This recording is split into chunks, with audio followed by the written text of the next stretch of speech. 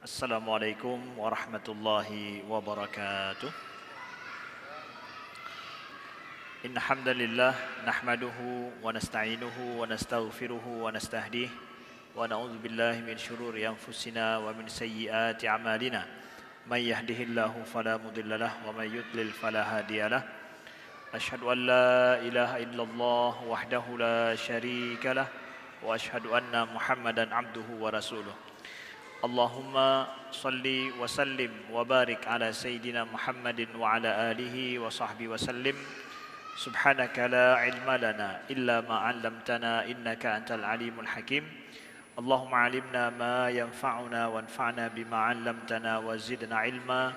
Allahumma innana amanna faghfir lana dhunubana wa qina 'adzaban nar. Amma ba'du. Para hadirin sekalian yang dimuliakan Allah, saudara-saudaraku yang beriman kepada Allah dan kepada hari akhirat, serta saudara-saudaraku semua yang dirindukan oleh Rasulullah sallallahu alaihi wasallam, baik yang hadir di Masjid Al-Ma'mur Lamprit, Kota Banda Aceh, ataupun yang mengikuti kami melalui media sosial ataupun mendengarkan melalui radio. Kita, saudaraku, diberi izin oleh Allah untuk sampai hari ini kita menyaksikan akan berakhirnya tahun 1442 ya, 43 Hijriah. Nah, kita berada di akhir, di penghujung. Insyaallah Sabtu depan, minggu depan kita masuk tahun baru Hijriah. Kami akan menyorot sedikit dalam pertemuan kali ini adalah kita belajar sedikit ya, apa yang terjadi sebelum hijrah Nabi sallallahu alaihi wasallam. Tapi kita menyorot dari sisi apa? Dari sisi iman, bukan faktor historis sejarah kejadian. Bagaimana iman para sahabat sebelum hijrah? Bagaimana? Apa yang menjadikan landasan mereka mampu untuk pergi berhijrah? Ya, hijrah, karena hijrah ini adalah suatu kejadian yang luar biasa terjadi dalam sejarah Islam, dan itu perjuangan luar biasa para sahabat yang mengubah sejarah para sahabat, mengubah sejarah Islam, dan mengubah sejarah manusia secara umum. Nah, kita menyorot pada hari ini adalah, pada pertemuan kali ini, itu tentang masalah sejarah iman ya. Kita bicara sejarah iman, bagaimana kondisi iman para sahabat, sehingga kondisi iman mental mereka yang akhirnya mereka ini siap untuk berangkat hijrah, melakukan sebuah kejadian luar biasa dalam sejarah manusia. Nah, ini mungkin kalaupun jarang kita sorot atau jarang kita ketahui, jarang kita dengar, tapi inilah sebenarnya yang menjadikan akhirnya faktor sejarah hijrah itu terjadi. Sejarah hijrah itu terjadi, saudara dimuliakan Allah. Nah, yang pertama kita lihat bahwa Rasulullah sallallahu alaihi wasallam dan juga nabi-nabi sebelum Nabi Muhammad sallallahu alaihi wasallam diutus oleh Allah itu adalah untuk mendakwahkan akidah, untuk mendakwahkan tauhid, akidah tauhid. Ya, ini adalah merupakan pangkal utama daripada dakwah para anbiya. Sehingga Allah sampaikan dalam Al-Qur'an, a'udzubillahi minasyaitonirrajim, bismillahirrahmanirrahim, wa ma arsalna min qablika min rasulin illa nuhi ilaihi annahu la ilaha illa ana fa'budun. Dan tidaklah kami utus rasul-rasul sebelummu wahai Muhammad, kecuali pasti kami wahyukan kepada mereka bahwa tidak ada Tuhan selain aku, kata Allah. Tidak ada Tuhan selain aku, fa'budun, maka sembahlah aku, kata Allah. Jadi siapapun nabi sebelum Nabi Muhammad mendakwahkan kepada akidah tauhid, mentauhidkan Allah Subhanahu wa taala. Nah, akidah ini, akidah tauhid di masa jahiliyah saat itu aneh, terasa aneh bagi orang-orang jahiliyah, dan juga mereka jarang mendapatkan ajakan untuk mentauhidkan Tuhan pada saat itu. Sehingga mereka mengatakan bahwa aja'alu alihatan ilahan wahida. Bagaimana mereka menjadikan Tuhan-Tuhan yang banyak itu menjadi Tuhan yang satu? In hadza la syai'un ujab, kata mereka dalam Al-Quran. Ini sesuatu yang sangat mengherankan. Ini Allah disampaikan kepada kita tentang bagaimana ta'ajubnya orang musyrikin terhadap ajakan mentauhidkan Allah pada saat itu. In hadza la syai'un ujab. Ini betul-betul sesuatu yang mengherankan. Hantom dah dengar bak urang awai. Nah, betul-betul bagi mereka sesuatu yang mengherankan. Di mana? Di lingkungan orang Mekah, di lingkungan Jazirah Arab. Tapi masa sejarah dulu ada, tapi itu mereka enggak berpengalaman dan mereka enggak ada yang mendakwahkan tauhid dengan benar. Nah, maka titik pertama kita lihat bahwa risalah Rasulullah dan para anbiya sebelumnya yang mengubah pola pikir, pola hidup, pola tindakan manusia dimulai dengan akidah tauhid. Kita juga kalau ingin hari ini mengubah orang untuk berhijrah, mengubah pola hidup, pola tindakan, pola sikap manusia, itu enggak bisa kalau enggak dimulai dengan pola memperbaiki akidah tauhidnya yang benar. Ya, atau kalaupun enggak memperbaiki, menjadikan landasan tauhid itu sebagai perubahan pola tindakan. Nah, jadi perlu kepada revolusi apa rencananya ini? Revolusi mental kah? Revolusi akhlak kah? Revolusi kah? Apa saja mau diistilahkan sebagai wujud daripada sebuah perubahan, itu harus dimulai dengan pijakannya apa ini rencananya. Oke, yuk kita revolusi akhlak, yuk kita revolusi mental. Pijakannya apa? Harus berpijak kepada akidah, harus berpijak kepada tauhid, harus berpijak kepada ketuhanan. Baru itu semua revolusi ekonomi sekalipun itu akan bisa untuk kita lakukan, saudaraku yang dimuliakan Allah. Nah, kita lihat bahwa akidah tauhid ini yang menyatakan bahwa tiada Tuhan selain Allah, la ilaha illa ana, hanya ada satu Tuhan, dan itu adalah sebuah hakikat yang benar, enggak bisa untuk dibantah. Dan ini terbukti dengan sistem alam yang Allah ciptakan, di mana sunnatullah di alam ini berlaku satu saja sunnatullah di alam ini. Bahwa tidak ada hukum alam yang berbeda-beda, enggak. Dia sunnatullah itu satu aja, saling berpengaruh satu sama lain. Kalau kita tanya, ada enggak hubungan antara galaksi, planet dengan padi yang kita tanam? Galaksi, bintang, planet yang ada itu dengan padi yang kita tanam, ada hubungannya enggak? Berhubungan.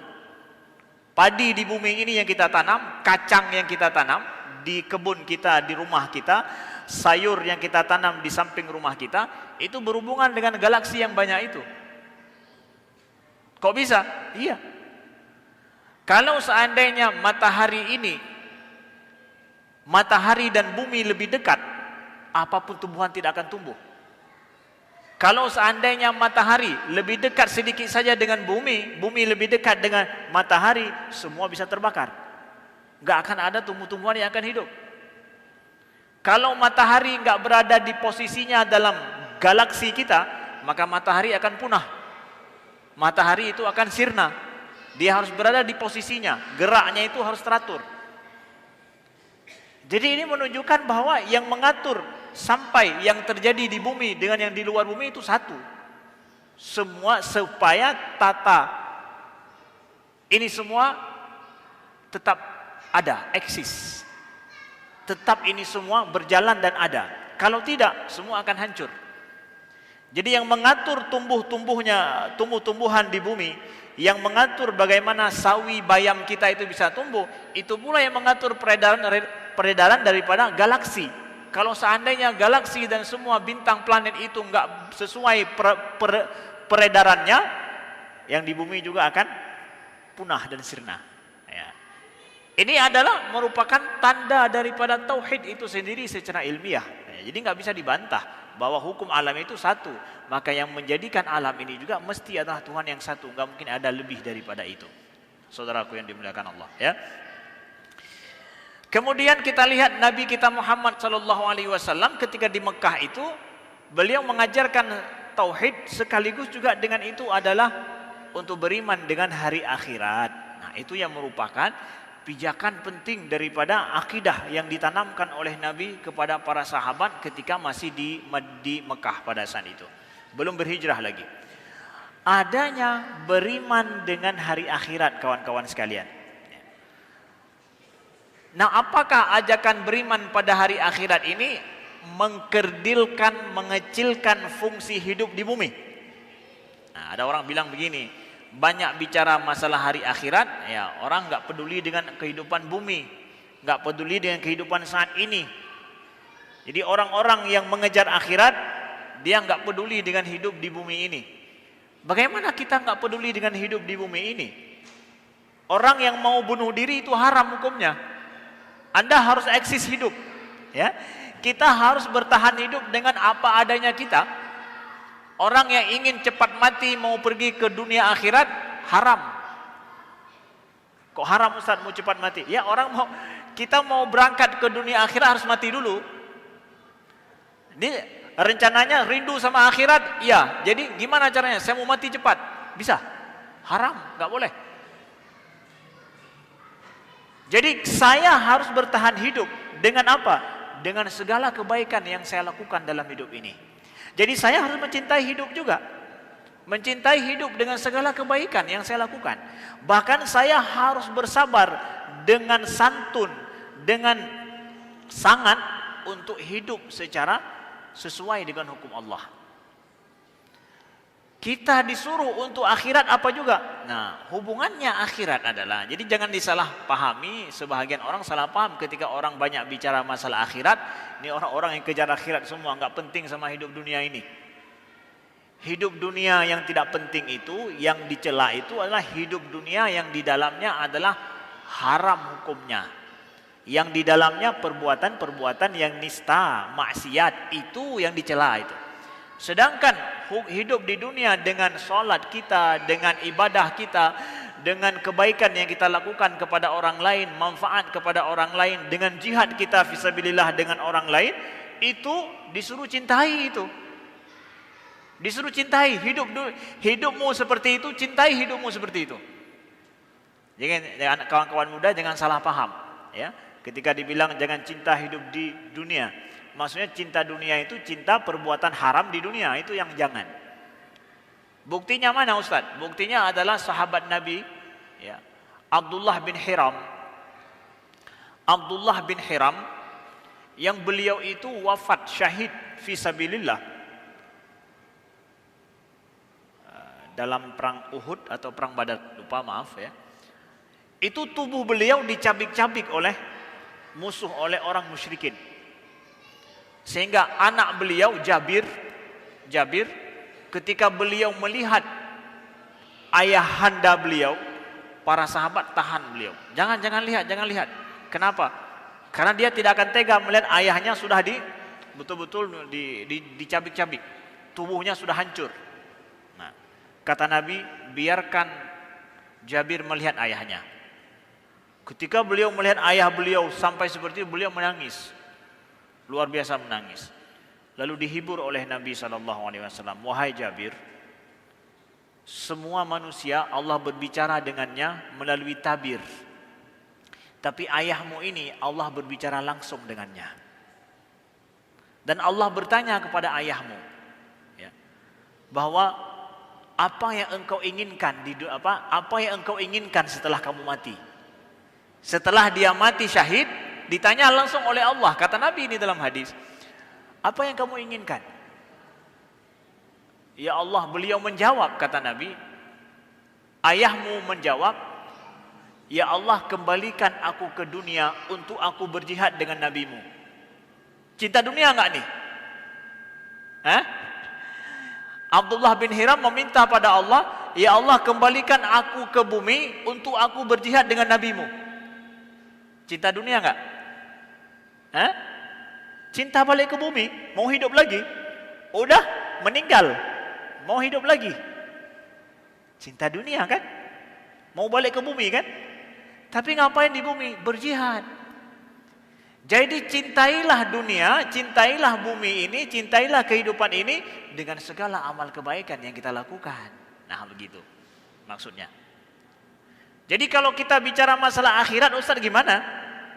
Kita bicara masalah akhirat itu penting untuk kehidupan dunia kita. Bukan berarti iman kepada akhirat mengecilkan, mengesampingkan kehidupan dunia. Enggak sama sekali. Tapi fungsi iman kita kepada akhirat tak lain adalah untuk meluruskan kehidupan dunia kita ini. Dengan kita beriman kepada akhirat, yakin kita dengan akhirat, kehidupan dunia kita yang sementara, yang pendek, yang kecil ini, yang bau ini, ya, yang tidak menyenangkan ini, itu bisa menjadi menyenangkan, itu bisa lurus, bisa berguna, bermanfaat, walaupun sementara. Gara-gara iman kepada akhirat. Hancurnya tata kelola daripada kehidupan kita hari ini tidak menyenangkan, itu tak lain karena kecilnya porsi iman pada akhirat dalam kehidupan kita di dunia. Tidak adanya saling kepercayaan satu sama kita karena kurangnya percaya kita pada Allah. Maka kos hidup kita itu mahal, sulit hidup kita. Kenapa? Saling percaya di antara kita itu kurang. Ya, kan begitu. Kalau ilmu ekonominya semakin kurang kepercayaan, biayanya semakin besar. Semakin kepercayaan itu meningkat, biaya semakin murah. Kan gitu. Hidup kita juga begitu. Ketika kita saling percaya satu sama lain, hidup kita sulit. Tidak mudah. Nah, tapi orang yang percaya kepada akhirat, yakin kepada akhirat dengan segala yang terjadi di akhirat, hidup di dunianya itu akan lurus insyaallah. Nah, itu fungsi iman kepada akhirat. Nah, Rasulullah sallallahu alaihi wasallam sebelum hijrah ini yang beliau tanamkan kepada para sahabat. Satu. Yang kedua, maaf. Yang ketiga adalah Ustadz, orang bilang bahwa diutus Nabi sallallahu alaihi wasallam oleh Allah. Allah adalah untuk mengajarkan kalimah tauhid. Tauhid, akidah tauhid. Akidah tauhid itu adalah hubungan antara manusia dengan Allah. Udah itu aja. Kalau orang memahami bahwa Allah mengutus nabinya, Nabi Muhammad sallallahu alaihi wasallam sebagai nabi yang terakhir, kawan-kawan sekalian, adalah hanya untuk masalah tauhid, masalah akidah yang hubungan dia dengan Allah saja, ini kurang lengkap pemahaman agamanya. Kalau kita hanya berpikir seperti itu, udah tauhid aja nih. Enggak. Bukan tauhid saja. Tapi Allah mengutus nabinya, Nabi Muhammad SAW, untuk menjadikan manusia beriman dengan Tuhannya dan juga manusia menjalin hubungan baik dengan Allah dan juga dengan sesama manusia. Ada di sana sistem sosial juga yang diajarkan dalam agama. Nabi Muhammad SAW membawakan ajaran Islam dengan menghubungkan manusia dengan Tuhannya dan juga menciptakan sistem sosial yang baik bagi kehidupan mereka di dunia ini. Ini kedua-duanya penting, kedua-duanya benar. Jadi bukan cuma kita pahami Islam ini mengajak kita untuk hubungan dengan Tuhan semata, nggak ada urusan hubungan dengan dunia, salah, enggak, bukan begitu. Nabi Muhammad SAW diutus oleh Allah untuk mengajarkan apa? Mengajarkan tauhid, hubungan dengan Allah, seorang manusia, dan juga hubungan yang benar sesama mereka yang telah diturunkan oleh Allah di dalam kitab Al-Quran melalui sunnah Nabi SAW juga. Ya. Contoh kecil lah kita katakan, dalam Al-Quran ditanyakan kepada orang-orang yang masuk dalam neraka sakar, ma salakakum fi sakar. Nah, ini contoh nih ayat Al-Quran kita baca. Ma salakakum fi sakar. Apa yang bikin kalian masuk dalam neraka sakar? Kok kalian masuk dalam neraka sakar? Nah, di dalam Al-Quran ya, Allah sebutkan ada orang-orang nanti mereka lagi ngantri masuk dalam neraka sakar ya. Ditanyakan, kok kalian masuk neraka sakar? Kenapa? Qalu lam naku minal musallin. Ya, walam naku nut'imul miskin. Kami tidak sholat dan Nih, tidak sholat. Hubungan dia dengan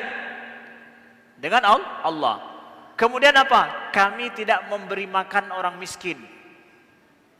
Itu hubungan dengan siapa? Hah? Hubungan dengan manusia. Allah nggak katakan bahwa gara-gara tidak sholat dia masuk neraka sakar. Tidak sholat dan juga tidak memberi makan kepada orang lain. Dia kenyang, orang sampingnya lapar. Masuk neraka. Itu 3 ayat saja. Udah menjadi bukti konkret sama kita bahwa Islam itu Nabi enggak datang hanya sekedar bawa ajaran tauhid saja, enggak, tapi juga mengajarkan masalah apa? Hubungan baik sesama manusia. Jangan ada orang yang menyekutukan Allah dengan sesuatu apapun. Jangan ada orang yang salah memahami tentang Tuhannya, dia zalim terhadap Allah. Jangan.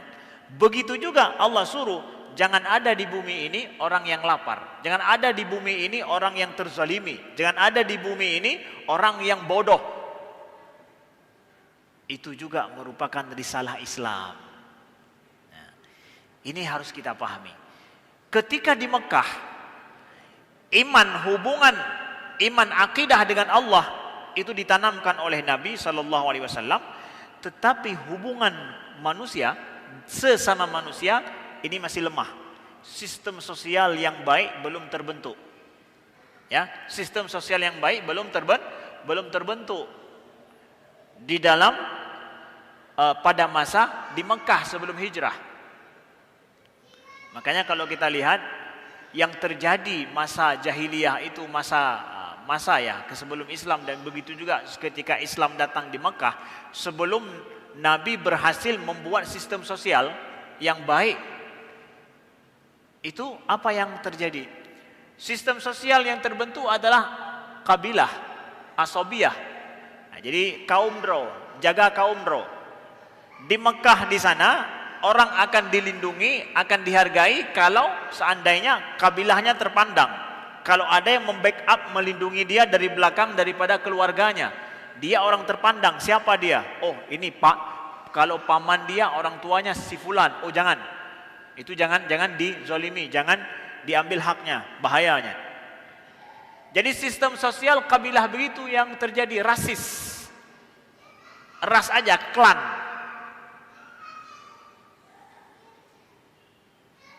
Nah, ketika ras dan klan ini enggak berfungsi, orang dizolimi dengan mudah tapi tidak bisa untuk menolong. Contoh saja, itu terjadi langsung kita lihat dalam sejarah.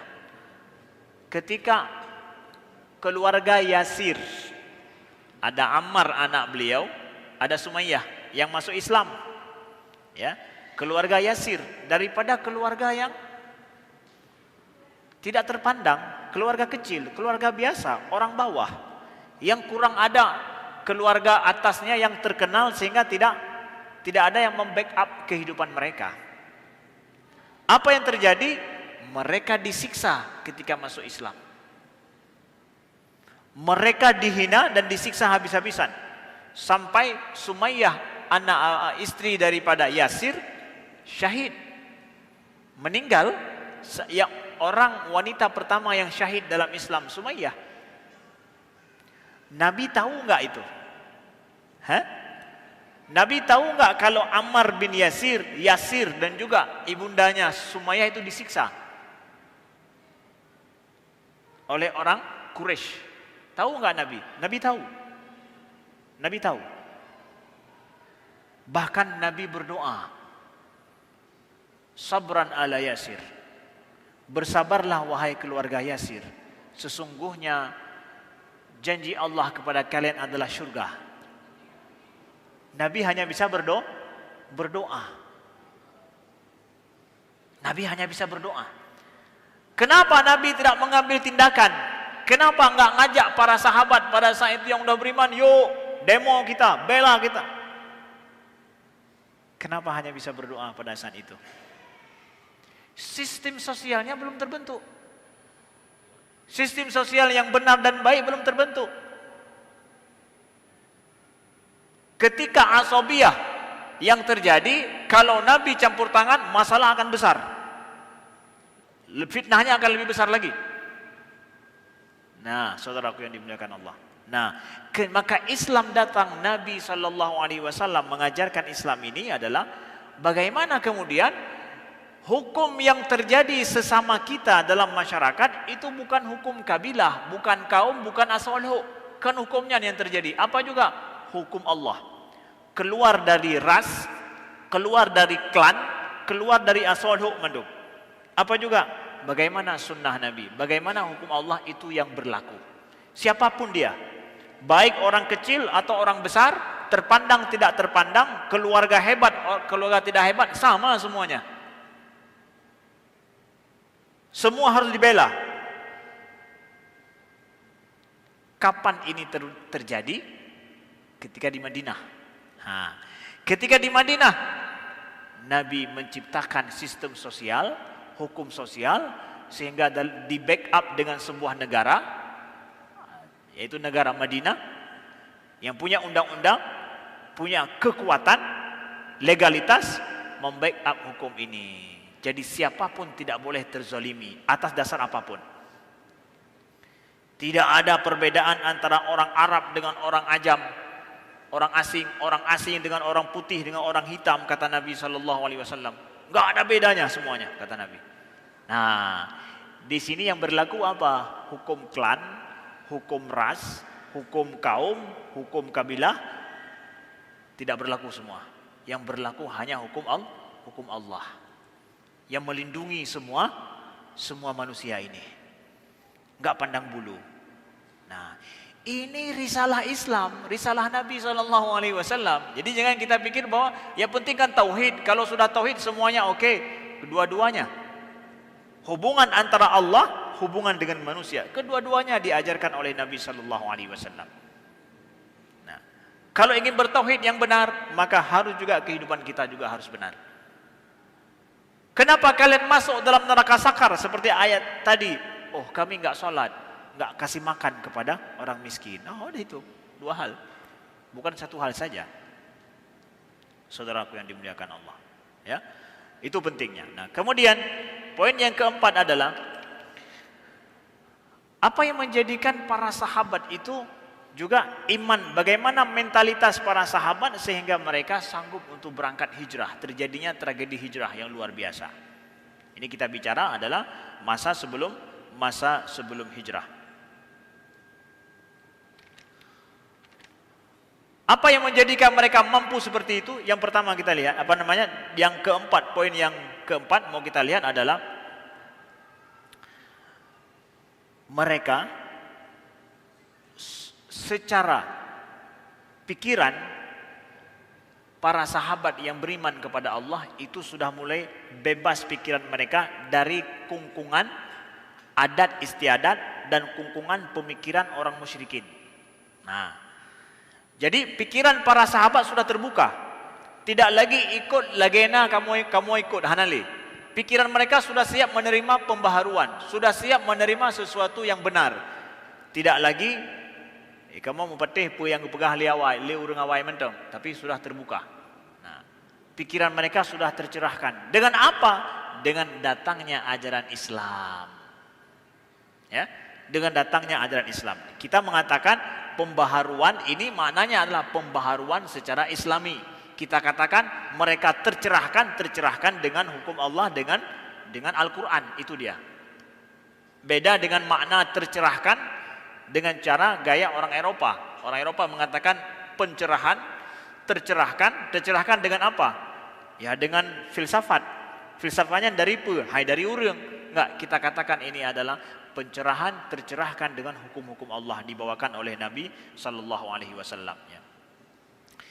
Nah, inilah kita dapatkan banyak daripada ayat-ayat misalkan yang Allah bercerita tentang hukum-hukum alam yang itu turun di Mekah.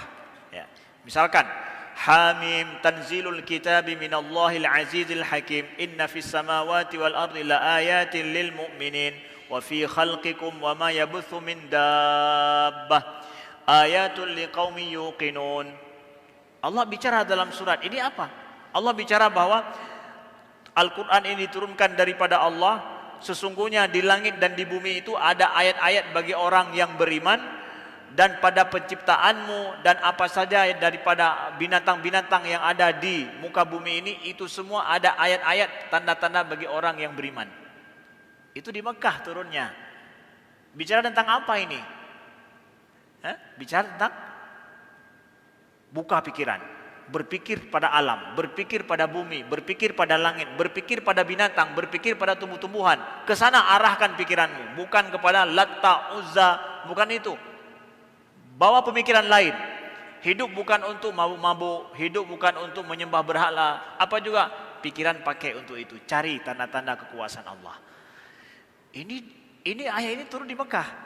Untuk apa? Pencerahan terhadap orang-orang Mekah. Siapa yang siap menerima itu? Para sahabat Nabi yang beriman kepada Allah. Nah, orang-orang yang seperti inilah yang nanti melakukan hijrah, yang mampu untuk melakukan hijrah. Hari ini dalam hidup juga begitu.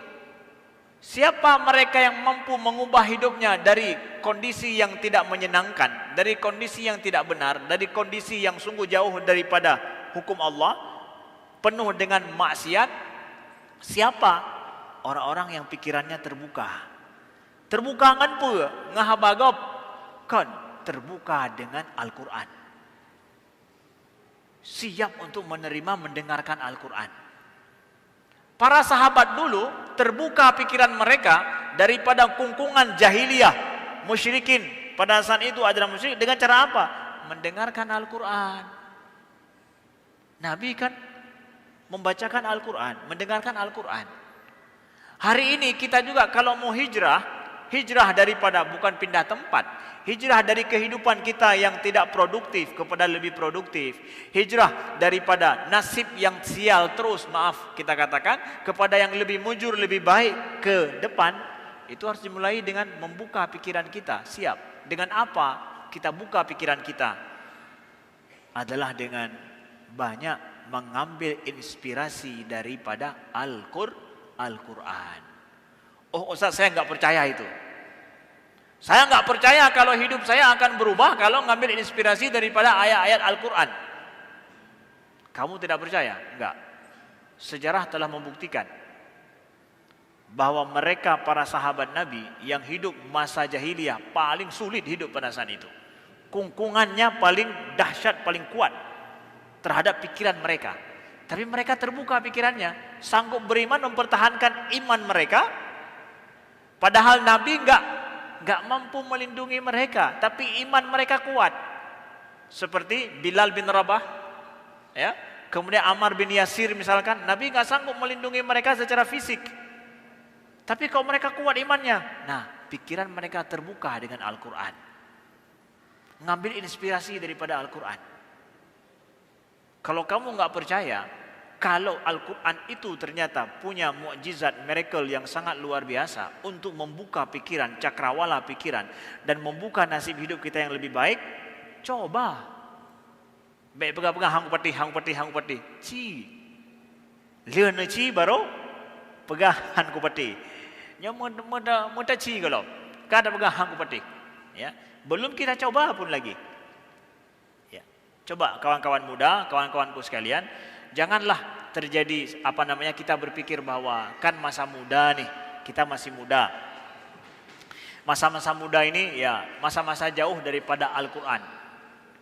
Itu mindset dan tren yang salah dalam hidup, yang sudah terbentuk oleh perjalanan masa kita saat ini. Menjadi pegah bahwa hai biasalah anak muda, palih anak muda, bah tenaga, bak burugo. Yang sikap mana anak muda kali Aceh, ya. Bu anak muda sih bah tenaga bak bu rugawa pega. Itu tren gaya hidup. Jangan kalian hidup juga seperti itu. Anak muda itu apa salahnya kalau dia dekat dengan Al-Quran? Apa ruginya? Ada salahnya enggak? Enggak ada salahnya. Justru itu menguntungkan bagi hidup.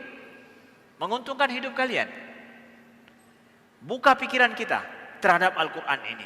Jadikan Al-Quran itu merupakan menu dalam hidup kita. Ambil inspirasinya dari Al-Quran. Inspirasi daripada sejarah-sejarah dan juga kisah-kisah dalam Al-Quran banyak sekali. Maka di antara yang ingin kami sampaikan kepada kawan-kawan muda juga adalah bahwa ambil dan banyaklah belajar daripada kisah-kisah para nabi, kisah-kisah daripada para sahabat, kisah-kisah di dalam Al-Quran. Kalau kalian sulit untuk belajar Al-Quran dengan ayat-ayat hukum yang banyak, udah nggak ada masalah. Yuk kita belajar kisah-kisah Al-Quran. Inspirasi kehidupan yang sangat luar biasa ada dalam kisah-kisah Al-Quran banyak. Itu yang sangat mudah sekali untuk kita belajar. Nah, saya mengajak kawan-kawan muda untuk yuk siapa juga dan juga kepada yang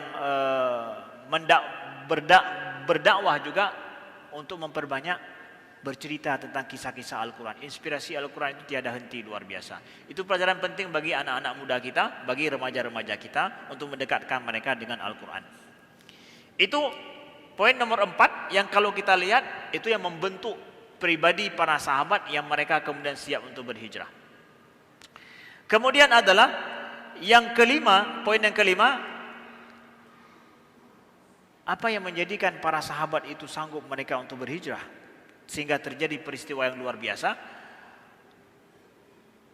Kemampuan mereka untuk berbeda dengan orang lain dan mereka tetap konsisten untuk itu. Nah, kemampuan mereka untuk berbeda dengan orang lain dalam masyarakat mereka dan mereka konsisten dengan itu.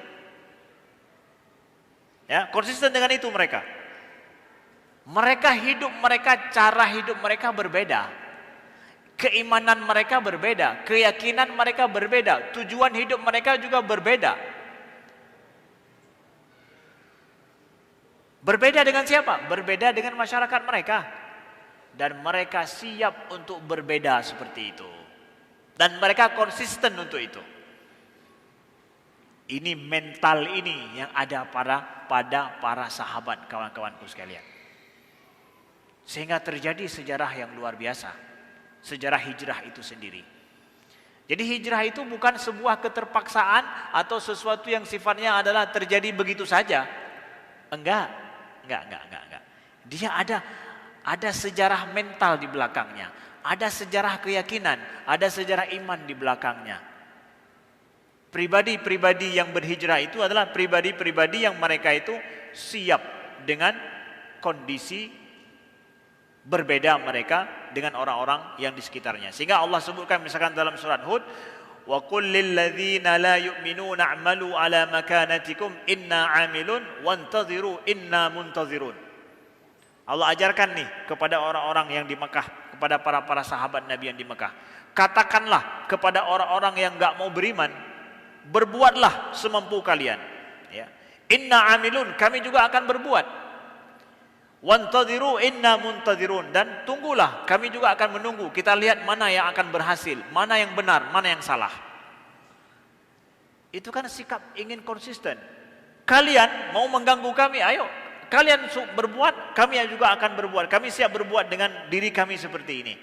Dan nanti kita akan lihat siapa sebenarnya yang nantinya akan mendapatkan keberuntungan yang benar nantinya.